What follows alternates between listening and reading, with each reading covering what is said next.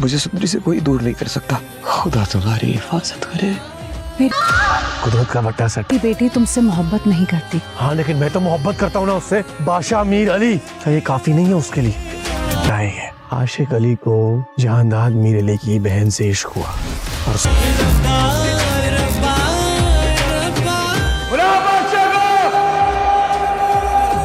सट्टे में जहांदाद मीर अली के बेटे को आशिक अली की बेटी से तो इश्क होना ही था। अस्सलाम वालेकुम गाइस, वेलकम है ए एडिट्स में। कैसे आप सब लोग, उम्मीद है आप सब खैरियत से होंगे। तो आज हम बात करते हैं गुलाम बादशाह सुंदरी के एपिसोड 33 के बारे में। जैसा कि आपने पिछले एपिसोड्स में देखा कि ये एलिफ और उसकी दोस्त बहुत खुश होती है कि बादशाह से मेरी शादी हो रही है, क्योंकि उसके ख़ानदान में ऐसे कभी उसकी शादी नहीं हुई। इधर जो माँ बेगम होती हैं वो गुलाम के लिए सुंदरी को लाने के लिए, गुलाब के पास लाने के लिए बहुत एफ़र्ट्स कर रही होती है। और इतने में वो गार्ड्स को कहती है कि तुम उसके लिए क्या कर सकते हो। वो कहता है मैं वो सब कुछ कर सकता हूँ क्योंकि उनके मेरे पर बहुत एहसानात हैं। उसके बाद सुंदरी कहती है कि मैं इस कैद में नहीं रह सकती, अम्मा बेगम मुझे यहाँ से ले जाएं। वो कहती है तुम फिक्र ना करो, जैसे तुम्हारी माँ ने इस कैद काटी है तुम नहीं काट सकती, क्योंकि वो तुम्हें यहाँ से छुड़वाना चाहती है। ये एक जेल है, तुम इस कैद में नहीं रह सकती। और उसके बाद सुंदरी कहती है कि मुझे बहुत डर लग रहा है, मेरा दिल बहुत ज़ोर ज़ोर से धड़क रहा है। वो कहती है डरो मत, मैं तुम्हारे साथ हूँ। इधर बादशाह एलिफ जो होती है वो उससे शादी करके बहुत खुश होती है कि मेरी बादशाह से शादी हो गई है, क्योंकि वो बचपन से उससे मोहब्बत करती थी। और इधर उसका निकाह हो जाता है और उसकी दोस्त कहती है कि मुबारक हो, तुम्हारे दिल की ख्वाहिश पूरी हो गई। जो बादशाह होता है उसे अभी भी सुंदरी के ख्यालों में होता है कि कहीं से वो आ जाए मेरे पास, क्योंकि हर तरफ उसे सुंदरी ही नज़र आ रही होती है। उसे एलिफ में भी सुंदरी नज़र आती है और वो उसे एलिफ सुंदरी समझ के ये निकाह कबूल है कह देता है। वो एलिफ को सुंदरी समझ के ये निकाह कबूल है कह देता है, लेकिन उसके ख्यालों में हर तरफ वही चाहिए, क्योंकि जब इश्क हो जाता है तो चारों तरफ उसका महबूब ही नज़र आता है। इसलिए जब भी वो देखता है तो उसे वो उसमें सुंदरी नज़र आ रही होती है और वो इस तरह मुस्कुरा कर कह देता है कि मुझे कबूल है। लेकिन वो सुंदरी के ख्यालों से निकल नहीं पा रहा होता। उसे हर तरफ सुंदरी ही सुंदरी नज़र आती है। कभी उसे हंसते हुए नज़र आ रही होती है तो कभी उसे रोते हुए नज़र आ रही होती है, लेकिन उसके सर पे एक ही खुमार सवार होता है कि मैं किसी तरह सुंदरी को हासिल कर लूँ। और यहाँ सुंदरी भाग भी होती है, लेकिन बादशाह उसे भागने नहीं देता। इसी तरह सब कहते हैं मुबारक को निकाह हो गया है और फिर सब हमने अपनी बात पूरी कर दी है, इसलिए हम जा रहे हैं। वो कहता है कि यहाँ से चले जाओ तुम, लेकिन ये कहती है कि नहीं, मैं गुलाम के बगैर कहीं नहीं जाऊँगी। उसके बाद अम्मा बेगम सुंदरी को गुलाम के पास ले ही आती है। आखिर वो उससे मिलकर बहुत खुश होती है। इसके बाद यहाँ सुंदरी गुलाम से मिलकर बहुत खुश होती है, उसे जैसे अपनी दुनिया मिल गई होती है। इधर माँ बेगम जो होती है वो भी बहुत खुश होती है कि मैंने दो मोहब्बत करने वालों को एक आपस में मिला दिया। और सुंदरी को ऐसे लग रहा होता है जैसे मैंने दुनिया जीत ली है, क्योंकि उसकी दुनिया तो गुलाम बस के इर्द ही बसी होती है। इसलिए सुंदरी उससे मिलकर बहुत ज़्यादा रोती है और उसको क्योंकि वो उसको देख कर ही जीती है और उसको देख कर ही मरती है। उसके बाद वो एक दूसरे को देख रहे होते हैं और देखते देखते इधर आ जाता है ये वाला सीन कि ये कहता है कि मुझे घर जाना है, बस रुखसती कर दें। लेकिन वो कहते हैं जो आज को यहाँ होगा कल वही वहाँ होगा। तो बस इसी गम में ये बादशाह जो होता है कि गम में निढाल होता है कि कब सुंदरी उसे मिले और कब उसकी सांस में सांस है। और यहाँ सुंदरी जो होती है बादशाह से मिलकर बहुत ज़्यादा खुश होती है और वो उसके खुशी से आंसू निकल आते हैं। लेकिन इधर बादशाह के जो गुंडे होते हैं वो आ जाते हैं और माँ बेगम को गोली लगा देते हैं। लेकिन उन्होंने गोली लगानी होती है बादशाह और सुंदरी को, गुलाम और सुंदरी को, लेकिन गोली लग जाती है अम्मा बेगम को। और वो इधर बहुत ज़्यादा शॉक्ड होते हैं कि ये क्या हो गया हमारे साथ, अब क्या होगा। लेकिन वो डरते नहीं हैं क्योंकि वो एक दूसरे के साथ होते हैं। और इसी तरह इधर आ जाती हैं, ये रस्में कर रहे होते हैं एक दूसरे के साथ। लेकिन बादशाह को ये बिल्कुल भी गवारा नहीं होता कि उसके साथ कोई और लड़की आए। इस तरह वो गुलाम को लेके आते हैं और उसे एक काल कोठरी में फेंक देते हैं और उसको बहुत ज़्यादा मारते हैं, जिसकी वजह से वो बेहोश हो जाता है। और अगर सुंदरी ये देख ले तो बहुत ज़्यादा वो परेशान हो जाती, इसलिए उस सुंदरी को भी बेहोश कर दिया गया।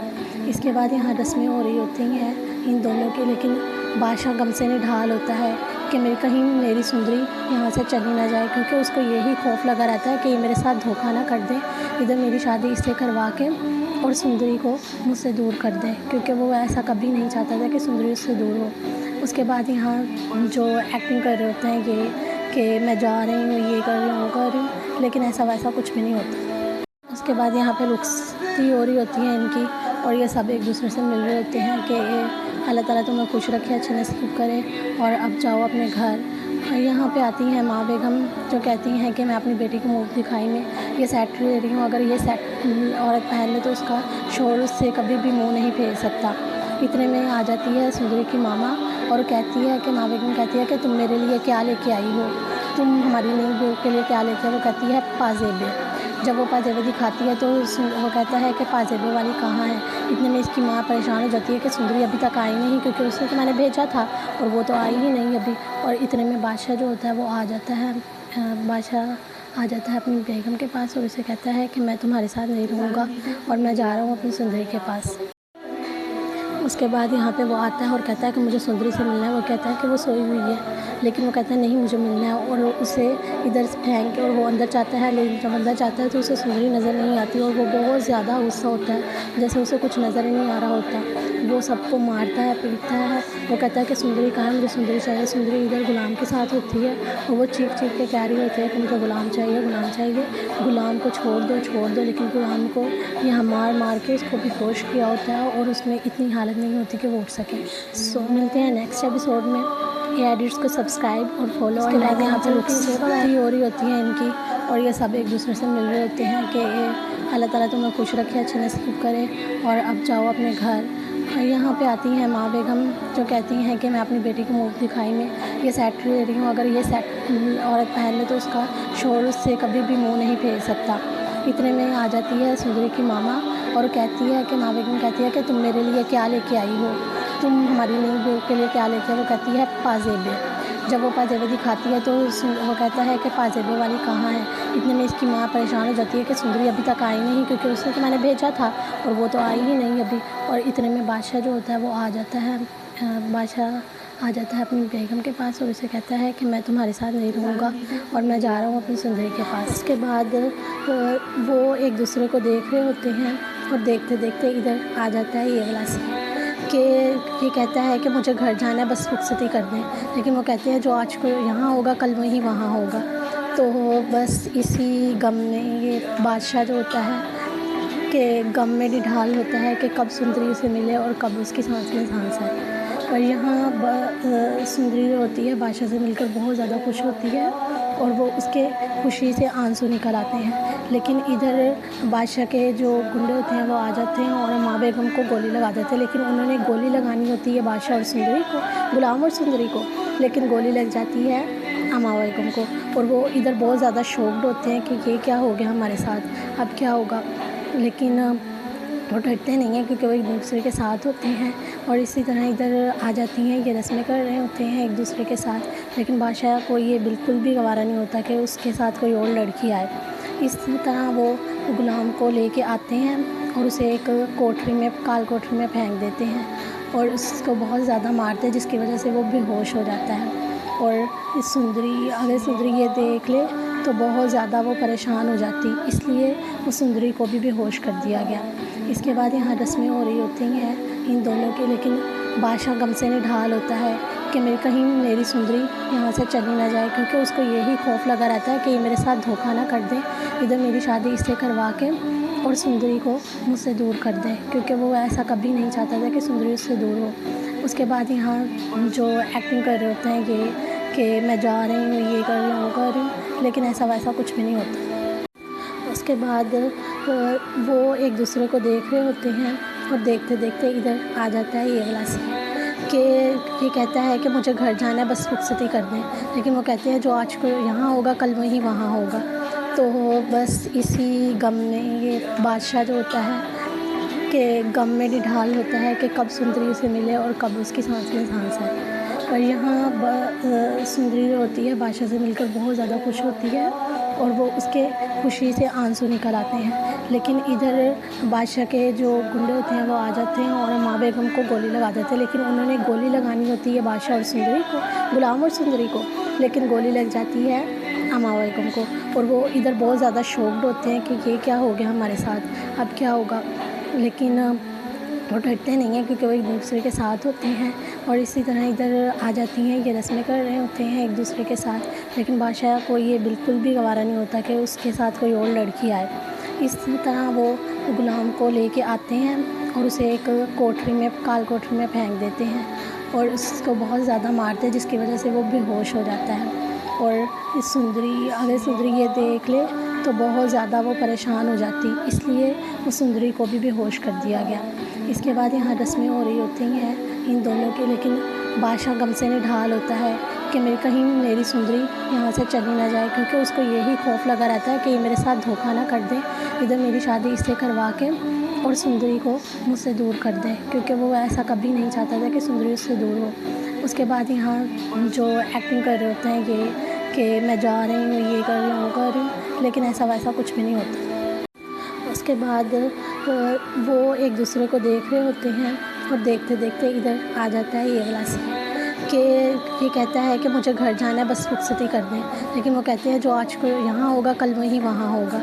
तो बस इसी गम में ये बादशाह जो होता है कि गम में निढाल होता है कि कब सुंदरी उसे मिले और कब उसकी सांस में सांस है।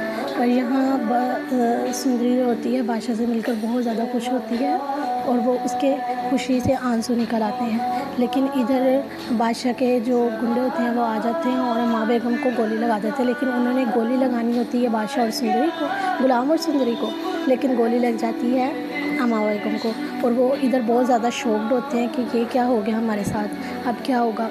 लेकिन वो डरते नहीं हैं क्योंकि वो एक दूसरे के साथ होते हैं। और इसी तरह इधर आ जाती हैं, ये रस्में कर रहे होते हैं एक दूसरे के साथ। लेकिन बादशाह को ये बिल्कुल भी गवारा नहीं होता कि उसके साथ कोई और लड़की आए। इस तरह वो गुलाम को लेके आते हैं और उसे एक कोठरी में, काल कोठरी में फेंक देते हैं और उसको बहुत ज़्यादा मारते हैं, जिसकी वजह से वो बेहोश हो जाता है। और इस सुंदरी, अगर सुंदरी ये देख ले तो बहुत ज़्यादा वो परेशान हो जाती, इसलिए उस सुंदरी को भी बेहोश कर दिया गया। इसके बाद यहाँ रस्में हो रही होती हैं इन दोनों की, लेकिन बादशाह गम से निढाल होता है कि कहीं मेरी सुंदरी यहाँ से चली ना जाए, क्योंकि उसको यही खौफ लगा रहता है कि ये मेरे साथ धोखा ना कर दे, इधर मेरी शादी इससे करवा के और सुंदरी को मुझसे दूर कर दे, क्योंकि वो ऐसा कभी नहीं चाहता था कि सुंदरी उससे दूर हो। उसके बाद यहाँ जो एक्टिंग कर रहे होते हैं ये कि मैं जा रही हूँ, ये कर रही हूँ, वो कर रही हूँ, लेकिन ऐसा वैसा कुछ भी नहीं होता। वो कहता है कि सुंदरी कहाँ है, मुझे सुंदरी चाहिए। सुंदरी इधर गुलाम के साथ होती है और वो चीख चीख के कह रही होती है कि मुझे गुलाम चाहिए, गुलाम चाहिए, गुलाम को छोड़ दो, छोड़ दो। लेकिन गुलाम को यहाँ मार मार के इसको बेहोश किया होता है और उसमें इतनी हालत नहीं होती कि वो उठ सके। सो मिलते हैं नेक्स्ट एपिसोड में। ये एडिट्स को सब्सक्राइब और